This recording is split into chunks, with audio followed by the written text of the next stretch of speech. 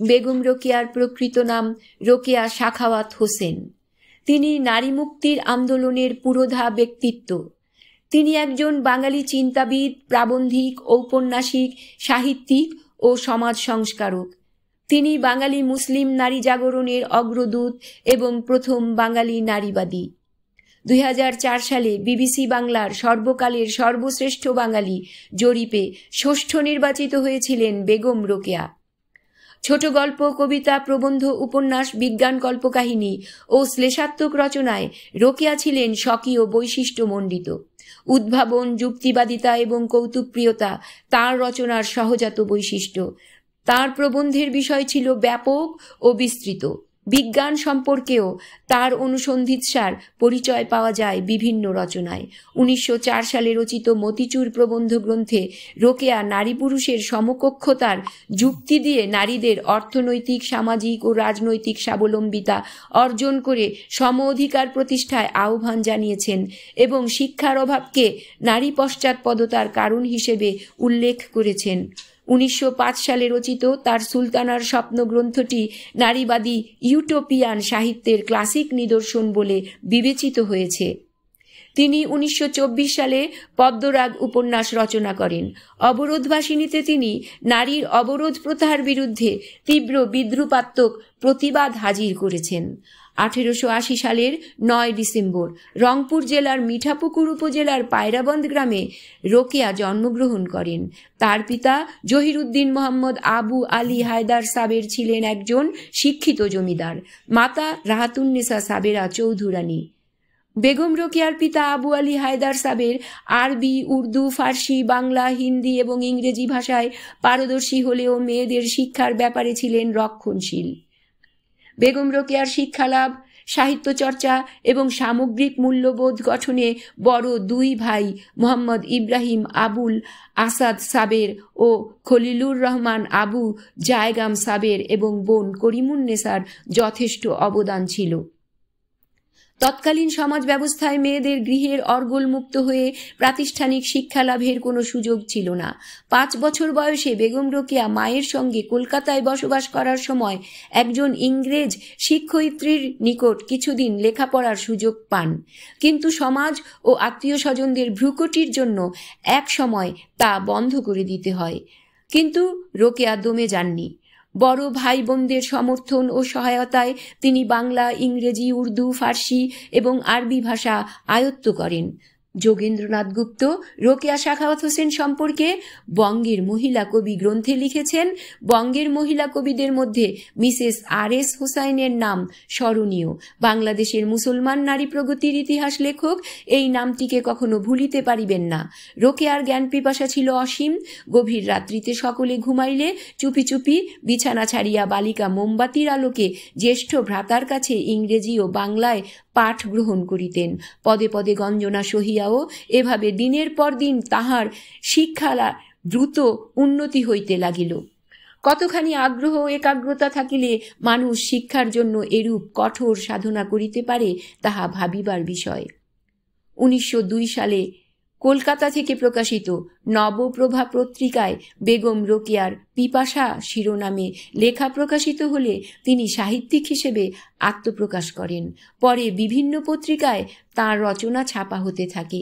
1905 সালে প্রথম ইংরেজি রচনা সুলতানাস ড্রিম বা সুলতানার স্বপ্ন মাদ্রাজ থেকে প্রকাশিত একটি পত্রিকায় ছাপা হলে তিনি বিদগ্ধজনের দৃষ্টি আকর্ষণ করেন।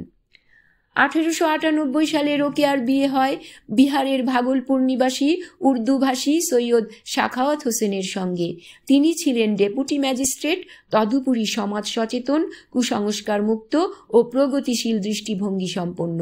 উদার ও মুক্ত মনের অধিকারী স্বামীর উৎসাহ ও সহযোগিতায় রোকেয়া দেশি বিদেশি লেখকদের রচনার সঙ্গে নিবিড়ভাবে পরিচিত হবার সুযোগ পান এবং ক্রমশ ইংরেজি ভাষায় দক্ষতা অর্জন করেন। তার সাহিত্য চর্চার সূত্রপাত ঘটে স্বামীর অনুপ্রেরণায়। তবে রোকেয়ার বিবাহিত জীবন বেশি দিন স্থায়ী হয়নি। 1909 সালের 3 মে সাখাওয়াত হোসেন মারা যান। ইতিমধ্যে তাদের 2টি কন্যা সন্তান জন্মগ্রহণ করে অকালেই মারা যায়। 1902 সালে পিপাসা নামে একটি বাংলা গল্প লিখে সাহিত্য জগতে তাঁর অবদান রাখা শুরু হয়। এরপর একে একে লিখে ফেলেন মতিচুর এর প্রবন্ধগুলো এবং নারীবাদী বিজ্ঞান কল্পকাহিনী।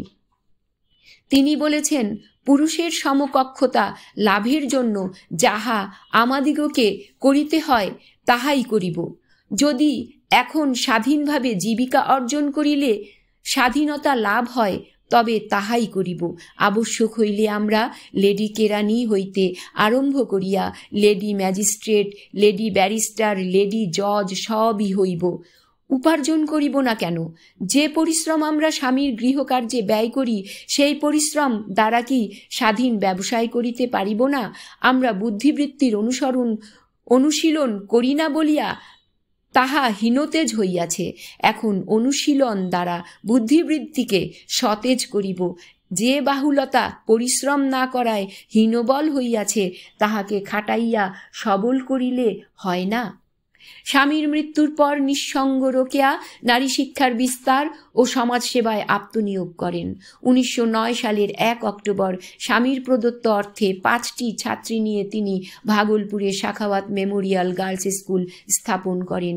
কিন্তু পারিবারিক কারণে রোকেয়া ভাগলপুর ছেড়ে কলকাতায় এসে বসবাস শুরু করেন।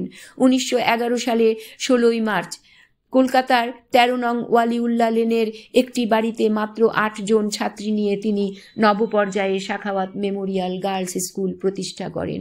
1916 সালের মধ্যে ছাত্রী সংখ্যা 100 পেরিয়ে যায়। স্কুল পরিচালনা ও সাহিত্য চর্চার পাশাপাশি জীবনের শেষ দিন পর্যন্ত রোকেয়া নিজেকে সাংগঠনিক ও সামাজিক কর্মকাণ্ডে ব্যস্ত রাখেন।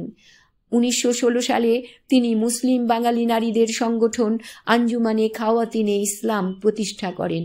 1926 সালে কলকাতায় অনুষ্ঠিত বাংলার নারী শিক্ষা বিষয়ক সম্মেলনে সভাপতিত্ব করেন। 1930 সালে বঙ্গীয় মুসলিম সম্মেলনে রোকেয়া বাংলা ভাষায় পক্ষে জোরালো বক্তব্য রাখেন, যা সে যুগের পরিপ্রেক্ষিতে ছিল দুঃসাহসিক কাজ। রোকেয়া তার লেখা প্রবন্ধ, গল্প, উপন্যাসের মধ্য দিয়ে নারী শিক্ষার প্রয়োজনীয়তা আর লিঙ্গ সমতার পক্ষে যুক্তি তুলে ধরেছেন। হাস্যরস আর ব্যঙ্গ বিদ্রুপের সাহায্যে পিতৃতান্ত্রিক সমাজে নারীর অসম অবস্থান ফুটিয়ে তুলেছেন। তার রচনা দিয়ে তিনি সামাজিক সচেতনতা সৃষ্টির চেষ্টা করেছেন। ধর্মের নামে নারীর প্রতি অবিচার রোধ করতে চেয়েছেন। শিক্ষা আর পছন্দানুযায়ী পেশা নির্বাচনের সুযোগ ছাড়া যে নারী মুক্তি আসবে না, তিনি তা জোর দিয়ে বলেছেন। রোকেয়া অলঙ্কারকে দাসত্বের প্রতীক হিসেবে বিবেচনা করেছেন এবং নারীদের অলঙ্কার ত্যাগ করে আত্মসম্মান বোধে উজ্জীবিত হয়ে আর্থরাজনৈতিক স্বাধীনতা অর্জনে সচেষ্ট হতে আহ্বান জানিয়েছেন। 1932 সালের 9 ডিসেম্বর বেগম রোকেয়ার 52তম জন্মবার্ষিকী ছিল। সেদিন সকালে তিনি ঘুম থেকে উঠে অজু করেন। হঠাৎ বুকে প্রচণ্ড ব্যথা অনুভব করেন। এ ব্যথা বাড়তে থাকলে এতেই তিনি মৃত্যুবরণ করেন।